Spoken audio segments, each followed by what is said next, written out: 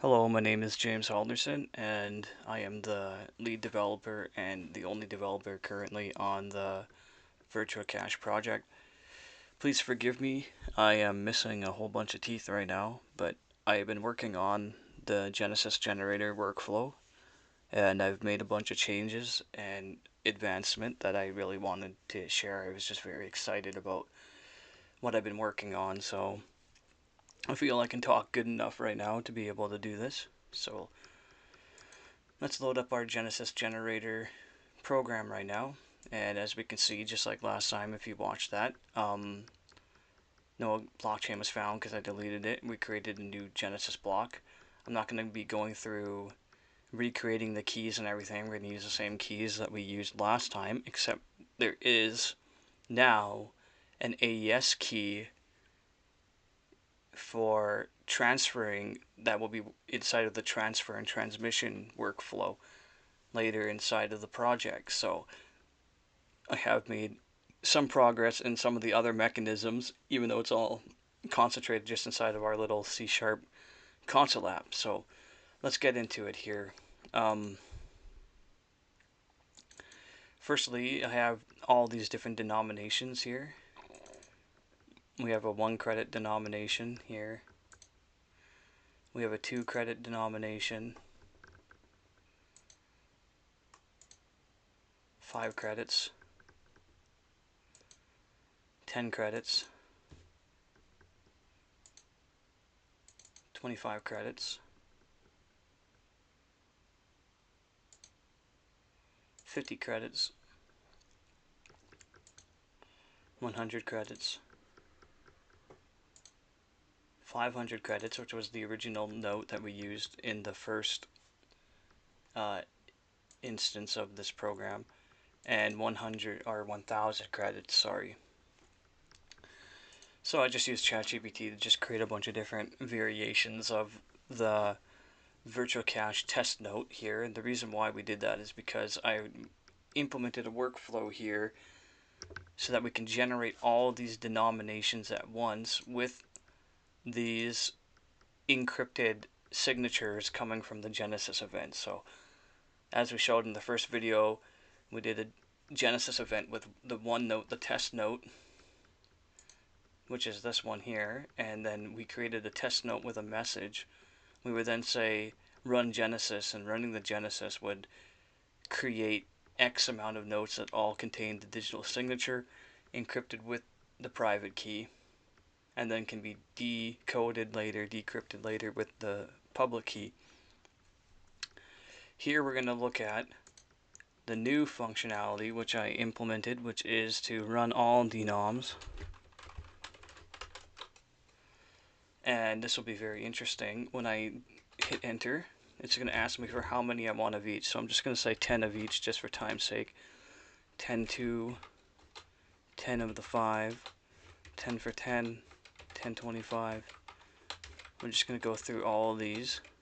And this could be any number. I'm just using 10. When I run this, as you can see here, this is actually the blockchain being updated with generating each one of these notes with a serial number and then encoding that signature in there. And we can then, as you can see here, each one of these denominations has now generated 10 of each, and they're all valid certificates with serial numbers. I can take one of these randomly. Let's take this one randomly here, and we're just going to cut that. We're going to come up to the higher level. We're going to say paste, and we'll take this, rename it just to get the name here of the serial number, and just to show that each one of these is actually valid, we can say validate. It's going to ask us for the serial number. Message decrypted successfully. This here is valid. Retrieve the signature. This is a legitimate note made by the Genesis Generator event for denomination 10 credits. So, what just happened? Because I just kind of flew through it. What we did is that we created a new block for each creation event. We signed that to the blockchain, and then after that blockchain event had occurred, we then created a denomination that had the digital signature, which is in the blockchain here. Let's open this up. Each one of these blocks here, now that we should have 80, I think. 80 something of them. So we have 90. So each one of these events now inside the of this blockchain has a hash value, and it says a new note was created with the serial number and the denomination here, and it was initiated by the Genesis generator. This information is encoded into each one of those 90 notes that we just generated there. So any one of these notes in any one of these categories here could then be taken into this area here. Just because I'm using this generated notes folder, I'm not going into the individual paths in order to check each one of the notes. But we can put any one of them in here. Let's take another one. Let's take one of these 500s. We'll come up a level. We'll do the same thing we did just prior. I'm going to rename it. I'm going to copy that over here. And we're just going to come in here and we're going to say validate. Paste that in. And it validates it. So each one of those notes that was generated by the Genesis generator here now contains the validation certificate and that public-private key pairing where the message was encrypted, and I can decrypt it anytime with the public key. So that's the first thing that I wanted to show, is that the running all denominations, that we can go through all of them, generate X amount of any one of them. We can run it again, and I can show like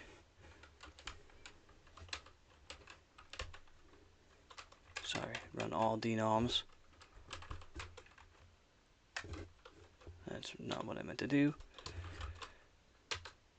And we can we'll start with 25, 20, 15, 10, 5, 5. I can say 15 of these, I don't know, whatever.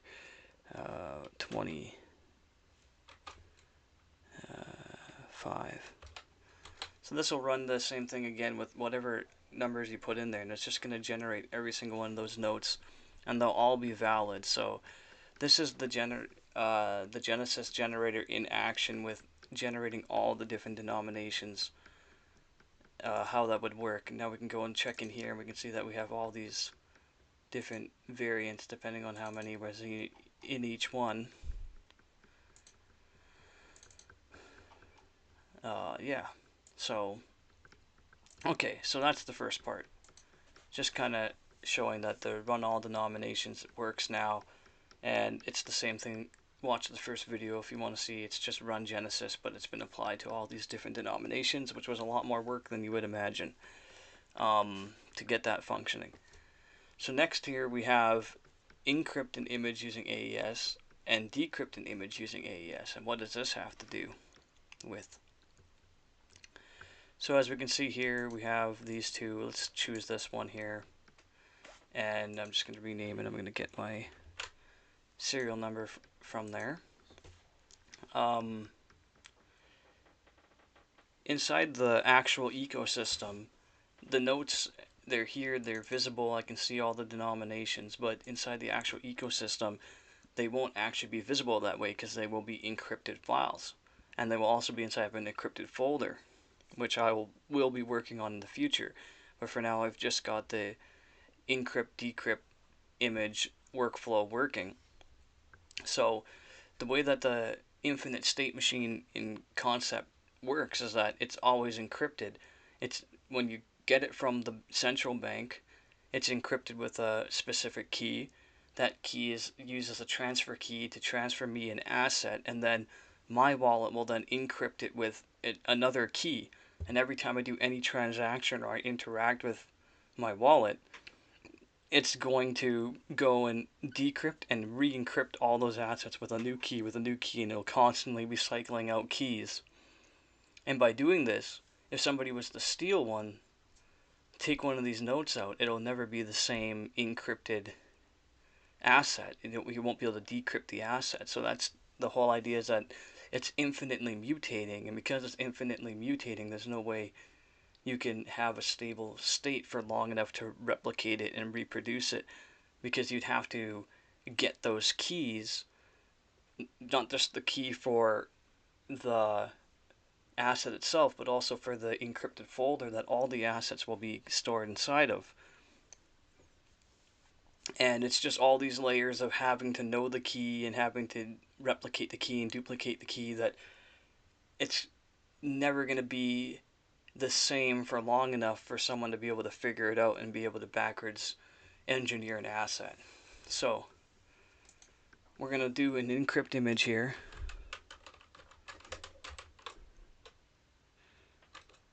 And we want the serial number, which we took here. And I'll bring this up here so that we can see. I'll bring it down here so that we can see it while it goes. And when I press enter here, we're going to see that that note disappeared. There's no more AOX whatever. It's now in an encrypted DAT file. We can actually look at what's in here. So let's say my mouse is being weird. I can't move my mouse right now. What's going on? Okay, open with Notepad. And we're just going to see what's in there, just for shits and giggles. And it looks like it crashed before it could open this.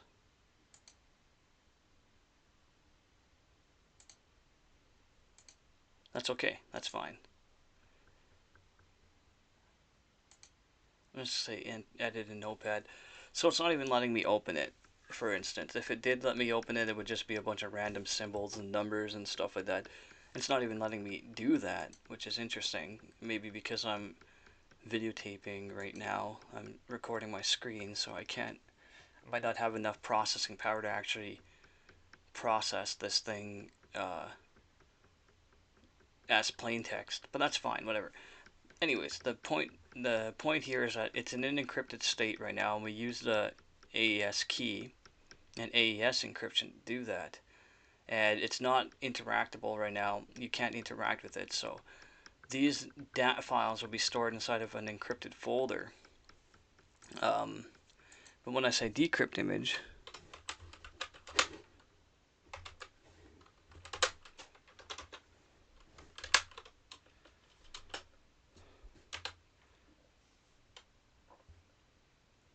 that should be it. Decrypt image. Let's just copy this here. Okay, there we go. I must have spelled something wrong. So again, we're going to copy here.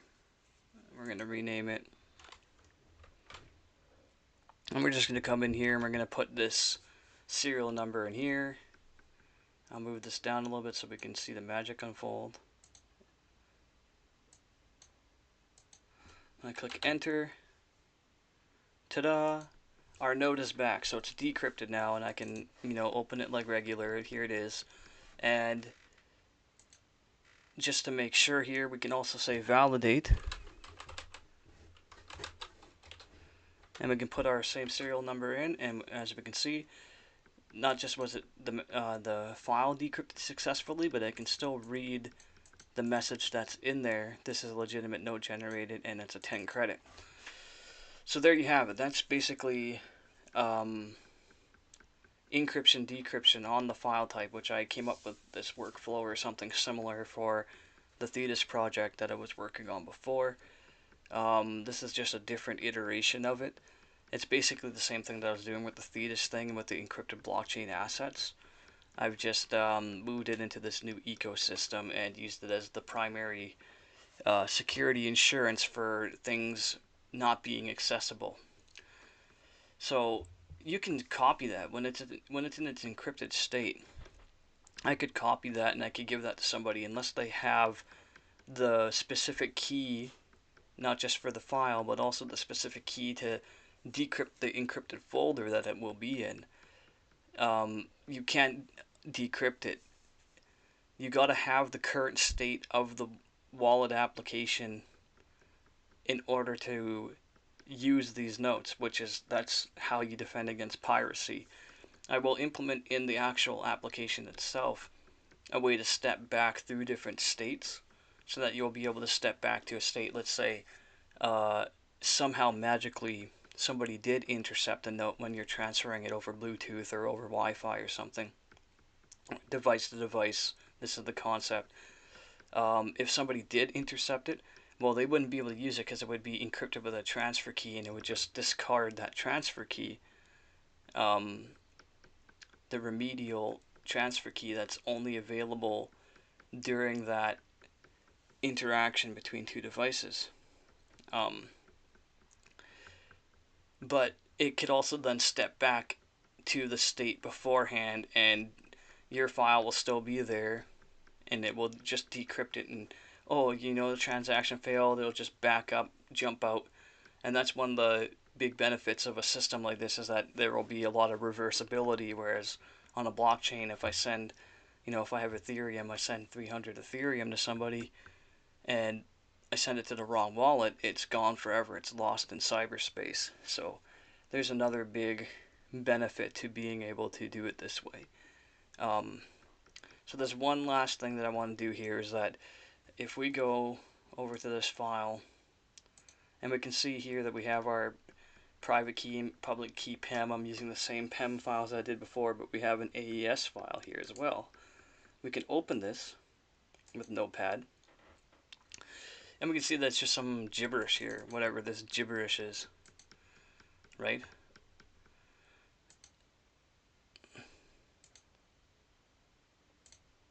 Oh, sorry, 1 second here. Just want to close. I got some things I was writing there. I'm kind of in a weird state now. Okay, anyway, so the AES key is gibberish. You couldn't pass that gibberish to somebody else and have them reasonably be able to understand what is going on. So one thing that we can do is that information, it's represented in binary. We can actually make that into a more usable form with binary or hexadecimal, some other representation of what that key is. So I have this function here called get AES key. And what this is going to do is the key that we're using right now, this is the hexadecimal representation of what we just looked at there in this AES key, where it was just a bunch of gibberish, random ASCII or it's a Unicode characters, random Unicode characters. It doesn't really mean anything. It's just a key that I'm using to encrypt this information. So in a production run of this, what you would do is, let's say that I went to this website, to the central bank website where the generated notes are, and they're in an encrypted state at that point in time.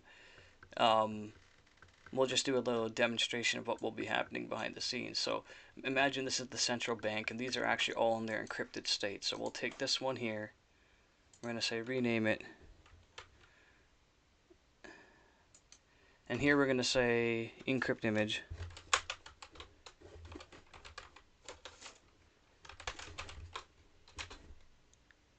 So I did it again.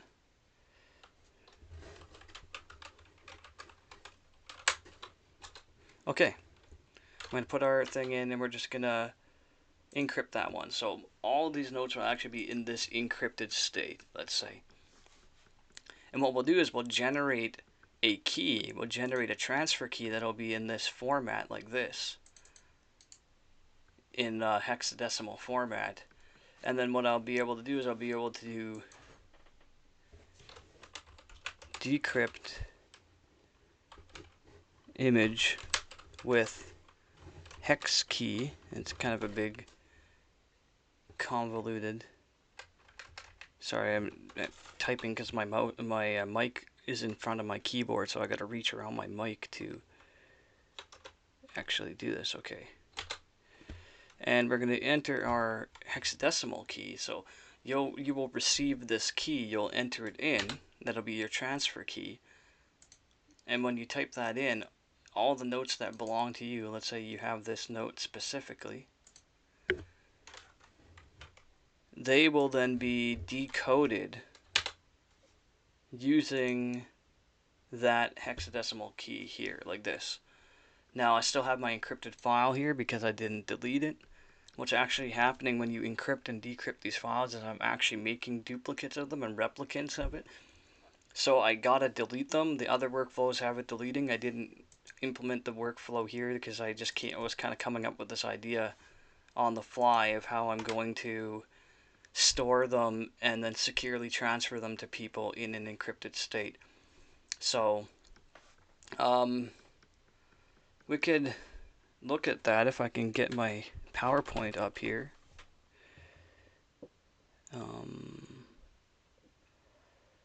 Which one is it? I don't know if I have it available here.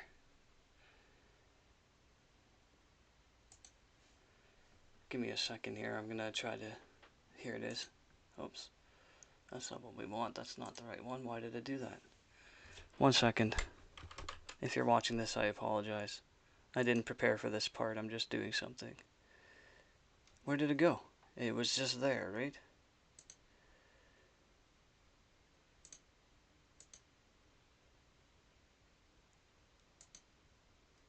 Okay, well that's interesting. The Virtua-Cash one just completely disappeared. I don't know what's going on there. That is very weird. Okay, well I don't have it here apparently. Something just happened and it completely just wiped itself from my computer. That was very strange. All I was going to show is that the transfer key and the transmission mechanism basically works the same way. I don't have a demonstration here. I don't have any way of showing that because I don't have my PowerPoint presentation I made. But basically, it encrypts it with a transfer key. That's what we can say F1E6 is, this hexadecimal representation. One of those will be generated each time a transfer happens between two devices, and I'll pass that key to the other guy, and then I'll encrypt my asset using the key that we're sharing. They decrypt the asset, and then you destroy that key. And after the asset transfer has completed. So, alright, this was kind of on the fly, just randomly trying to show off what I've been working on. I mean, I had a bunch of teeth taken out. I'm kind of still recovering from that. I don't have my dentures yet. I'm just kind of sitting around working on this in the meantime, in between long naps. I came up with a bunch of ideas. I implemented a whole bunch of new functionality, and I just wanted to share the next stage of the Genesis generator. It's essentially done. The functionality is essentially done. So it's just about, trying to, at least for the Genesis generator, I gotta like make a website and a whole bunch of stuff and make a web app, maybe in ASP.NET or something, which would be the natural thing to do if I'm using a console app here. And then try that and see if I can make like a virtual bank out there, virtual central bank, and then try connecting to that. And then once that's done, this mechanism is done, the first software mechanism, then it's on to working on the application itself, the wallet application, and that contains all the several other mutational infinite state system concepts that we're not discussing here yet. This is very rudimentary in comparison, but it is a lot of code. If you watch these videos and you're interested in seeing the code, I mean, I'm happy to go through it and talk about all this, the thousands of lines of code I've written so far. Anyways, that's it for today. If you watch this, thank you for tuning in and keeping tabs on my project. I appreciate it. Until next time, it'll probably be at least a few weeks until I get to that point. I got stuff to do. I gotta finish up getting my dentures and a whole bunch of stuff. So there's things to be done in the meantime. But yeah, I just wanted to get that out there. I want to keep moving forward on the project. So thank you for tuning in. Bye.